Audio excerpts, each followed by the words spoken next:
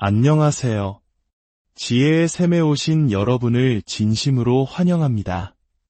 오늘 우리는 시간과 역사를 넘어 하나님의 위대한 계획에 대한 놀라운 이야기를 함께 나누고자 합니다. 이 혼란스러운 세상 속에서 길을 잃고 지쳐있는 영혼들에게 영원한 소망의 빛을 전하는 시간이 되기를 소망합니다. 본격적인 이야기에 앞서 이 소망의 메시지가 더 많은 이들에게 닿을 수 있도록 잠시 시간을 내어주시길 부탁드립니다. 여러분이 구독과 좋아요를 눌러주시고 이 영상을 공유해주시는 것은 단순히 숫자를 늘리는 것을 넘어 하나님의 귀한 말씀을 퍼뜨리는 거룩한 사역에 동참하는 것입니다. 그 귀한 손길 위에 그리고 여러분의 삶 가운데 하나님의 크신 평안과 축복인을 함께 하시기를 간절히 기도합니다. 머지않아 이 세상이 하나님의 말씀과 그분의 사람들에 의해 다스려지는 날이 올 것입니다. 그날이 오면 이 땅은 태초부터 약속되었던 하늘의 평화가 임하는 곳, 진정한 천국이 될 것입니다. 많은 사람들이 세계의 역사, 그리고 성경의 역사를 전체적인 그림으로 보지 못합니다. 다윗과 사울, 예레미야와 다니엘, 그리고 흰말을 탄 자에 대한 단편적인 지식은 가지고 있을지 모르지만 그 이야기들이 어떻게 하나의 거대한 서사로 연결되는지는 잘 알지 못합니다. 하지만 하나님의 말씀이라는 장대한 파노라마와 인류의 역사, 그리고 예언의 파노라마를 함께 펼쳐놓고 그 조각들을 하나로 엮어보면 우리는 놀라운 이야기를 발견하게 됩니다. 그 이야기는 하나님께서 아담과 하와로부터 인류를 시작하셨지만 그들이 실패했고 노아의 세대 역시 실패했다는 사실로부터 시작됩니다. 수많은 실패 속에서 하나님께서는 아브라함이라는 한 사람을 찾아내셨습니다. 성경에 따르면 그는 모든 믿는 자의 조상으로 택함 받았습니다. 여기에는 오늘날의 기독교인들뿐만 아니라 유대인들도 포함됩니다. 그가 믿음의 조상이 될 수 있었던 이유는 그가 자신의 자녀들에게 하나님의 길을 가르치겠다고 약속했기 때문입니다. 이것은 오늘날 우리 모든 부모와 조부모들이 마음 깊이 새겨야 할 교훈입니다. 만약 우리가 우리의 자녀들에게 하나님의 길을 가르치지 않는다면 우리는 실패하는 것입니다. 제가 아무리 훌륭한 설교를 한다 해도 제 자녀와 손주들에게 하나님의 길을 가르치지 못한다면 저는 아버지로서, 할아버지로서 실패한 것입니다. 다음 세대를 향한 가르침이 없다면 그 믿음의 대는 끊어지고 맙니다. 믿음은 이렇게 세대에서 세대로 이어지는 것입니다. 창세기의 나머지 부분은 아브라함의 한 가족에게 일어난 일들을 설명하는 데 할애됩니다. 그 가족에게는 심각한 문제들이 많았습니다. 어떤 문제들은 너무나 끔찍해서 과연 하나님께서 그들을 향한 영원한 사랑을 계속 이어가실 수 있을까 의심이 들 정도였습니다. 하지만 하나님의 사랑은 멈추지 않았습니다. 그 사랑은 성경 전체를 관통하며 다윗 왕을 거쳐 그의 후손이신 예수 그리스도에게까지 이어졌고 마침내 주님께서 우리를 데리러 다시 오시는 그날까지 계속될 것입니다. 그날 우리는 휴거를 통해 주님과 함께 있게 될 것입니다. 하나님의 나팔 소리가 울리고 우리가 이 세상을 떠나기 전까지 이 세상에서 반드시 일어나야 할 일은 이제 아무것도 남아있지 않습니다.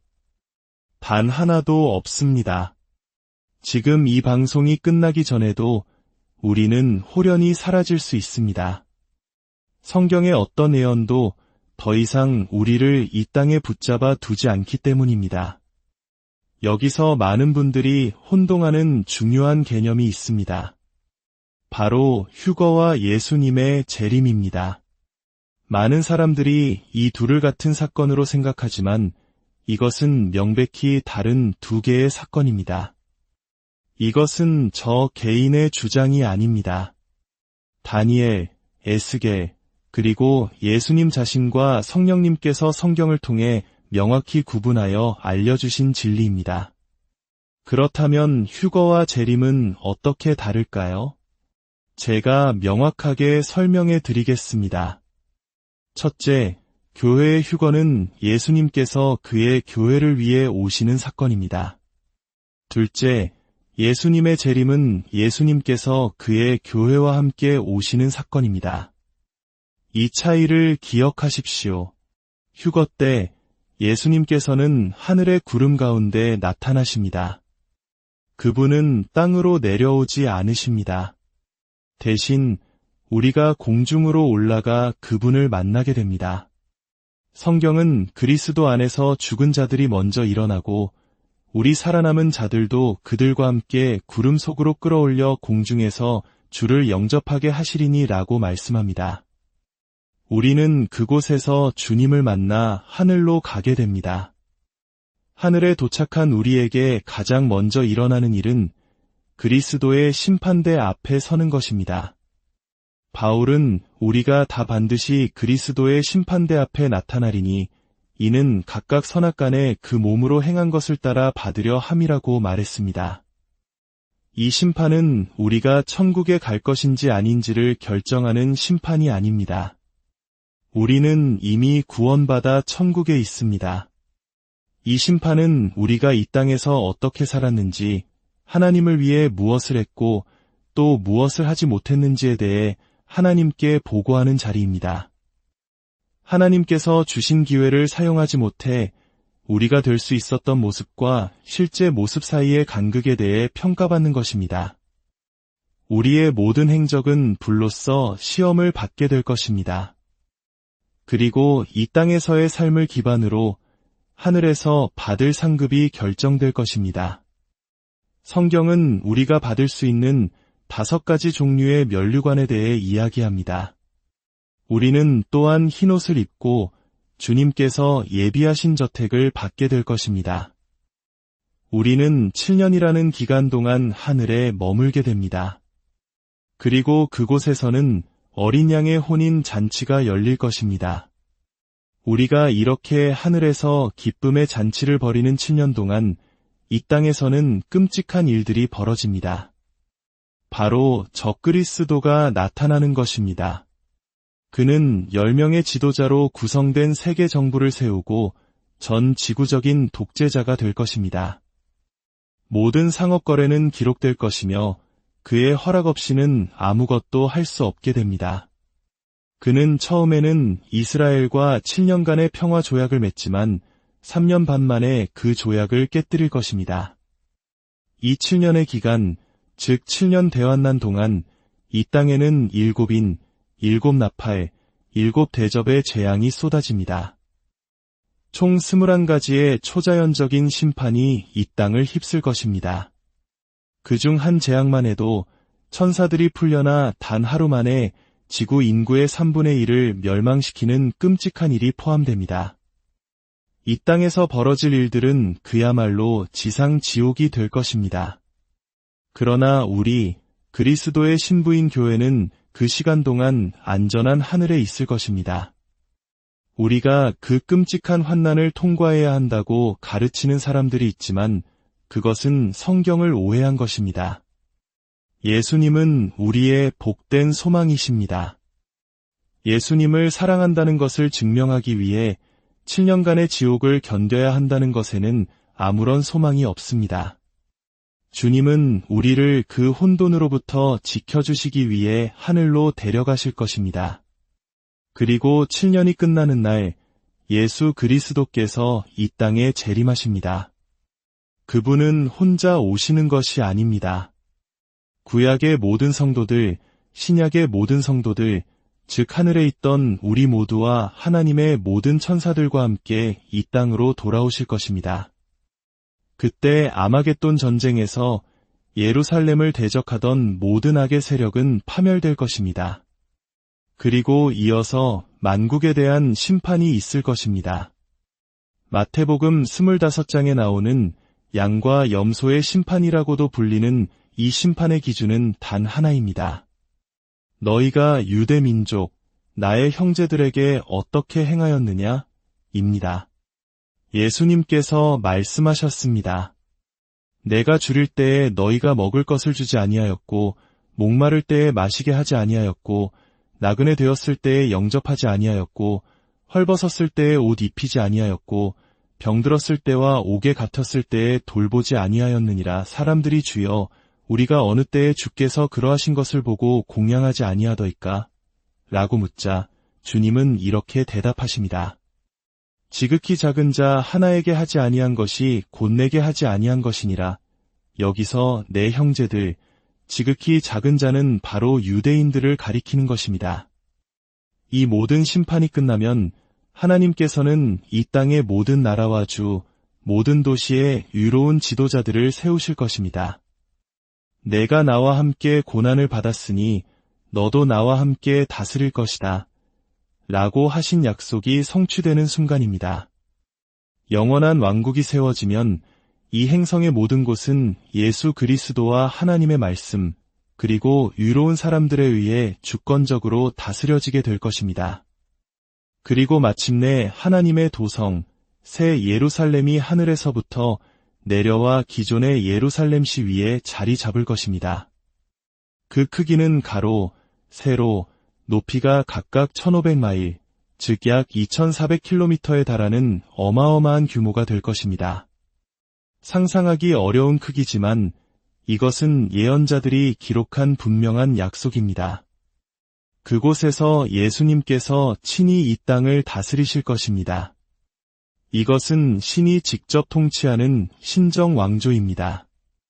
물론 믿지 않는 이들이나 세속적인 사람들은 이 말에 머리카락이 곤두설지도 모릅니다. 하지만 그날은 반드시 옵니다. 그리고 그리 멀지 않았습니다. 이 세상이 하나님의 말씀과 그분의 사람들로 다스려지는 시대, 바로 이 땅에 임하는 천국입니다. 이 장대한 이야기가 우리에게 주는 핵심 메시지는 무엇일까요? 그것은 바로 소망입니다.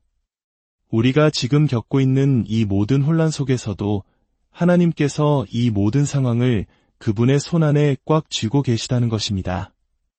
우리는 눈 깜짝할 사이에 이 세상을 떠나 주님께로 갈 준비를 하고 있습니다. 우리가 해야 할 일은 오직 하나, 우리의 마음과 삶을 예수 그리스도께 드리는 것입니다. 사람들은 예수님을 알아가는 것을 너무 복잡하게 만들었습니다. 하지만 십자가 위에서 예수님의 보혈의 은혜로 천국에 들어간 첫 번째 사람은 평생을 범죄자로 살아온 강도였습니다. 그가 한 말은 단 한마디였습니다. 예수여, 당신의 나라에 임하실 때에 나를 기억하소서. 예수님께서는 대답하셨습니다. 그것으로 충분하다. 오늘 내가 나와 함께 낙원에 있으리라. 사랑하는 여러분, 만약 당신이 진정으로 영원히 흥미진진한 삶을 살기 원한다면 지금 이렇게 기도하십시오. 주 예수님, 저의 모든 죄를 용서하여 주시옵소서. 저는 주님을 제 삶의 구원자여 주인으로 영접하기를 원합니다. 당신의 존재의 핵심으로부터 진심으로 이렇게 고백할 때 성령의 능력이 당신에게 임할 것이며 당신의 삶은 결코 이전과 같지 않을 것입니다. 제가 보증합니다. 혼돈과 혼란, 전 세계적인 소요에도 불구하고 하늘의 관점에서는 그 어떤 것도 통제 불능 상태가 아닙니다. 그저 우리의 눈을 예수님께 고정하십시오. 그러면 모든 것이 괜찮아질 것입니다. 결국 이 땅의 모든 왕좌 게임은 끝이 날 것입니다. 느부갓네살의 바벨론 제국에서부터 메디아 페르시아, 그리스, 로마 제국을 거쳐 곧 나타날 적그리스도의 7년 제국에 이르기까지 세상의 왕자들은 계속해서 주인이 바뀌어 왔습니다. 하지만 예수 그리스도께서 예루살렘에 그의 보좌를 세우실 때 그분은 결코 끝나지 않을 왕국을 세우실 것입니다. 그것이 바로 마지막 왕좌입니다. 최종 발언권은 그분께 있습니다. 세상의 모든 권력자들이 자신들의 계획을 떠들어대지만 하늘에 계신 주권자 하나님께서는 이미 이 연극의 마지막 장면까지 각본을 완성해 놓으셨습니다. 그 마지막 장면은 새 성전이 예루살렘에 세워지고 예수님께서 만왕의 왕이시요 만주의 주로서 그곳에 걸어 들어가시는 것입니다. 그분은 그의 조상 다윗의 보좌에 앉아 영원무궁토록 다스리실 것입니다. 전 세계의 왕들과 총리, 대통령들이 목수의 아들 앞에 무릎을 꿇기 위해 길게 줄을 설 것입니다. 그 마지막 보좌에 앉으실 분의 이름은 바로 살아계신 하나님의 아들 예수 그리스도이십니다. 만약 이 모든 이야기가 믿어지지 않고 소망을 찾기 어렵다면 가장 먼저 당신의 거실로 끝없이 흘러들어오는 세상의 어둡고 절망적인 소식들, 즉 텔레비전을 끄십시오. 그리고 대신 하나님의 말씀인 성경을 읽기 시작하십시오. 성경은 세상에서 가장 희망적인 책입니다. 성경은 하나님을 모든 소망의 하나님이라고 부릅니다. 그분은 우리의 공급자, 치료자, 인도자가 되시겠다고 약속하셨습니다. 우리가 무엇을 필요로 하든 그분은 채워주실 것입니다. 당신이 해야 할 일은 그저 조용히 앉아 그분께 구하는 것입니다. 기도는 하나님과의 대화입니다. 어려운 옛날 말투로 기도할 필요가 없습니다. 하나님은 모든 언어를 이해하십니다. 그저 친구에게 말하듯 당신의 진실한 마음을 그분께 털어놓으십시오. 혹독한 학대를 겪었거나 버림받았거나 평생을 감정적인 불구로 만들 만큼 끔찍한 일을 겪으셨을지라도 하나님께서는 당신을 사랑하십니다. 그분은 흔들리지 않는 견고한 소망이십니다. 단 한 번이라도 이렇게 기도해 보십시오. 아버지 하나님, 제 삶에 들어오셔서 길을 보여주세요. 제 영혼의 소망이 태어나게 하시고 새 노래를 부르게 해주세요. 모든 지각에 뛰어난 하나님의 평강을 느끼게 해주세요. 오늘 제 마음의 주인으로 임하여 주시옵소서. 당신이 이렇게 기도할 때 해가 동쪽에서 떠서 서쪽으로 지는 것만큼이나 확실하게 하나님께서 친히 당신의 삶에 개입하실 것입니다. 당신의 삶에서 잘못되었던 모든 것들이 갑자기 바로 서기 시작할 것이며 하나님의 선하심과 자비 그리고 공급하심이 당신의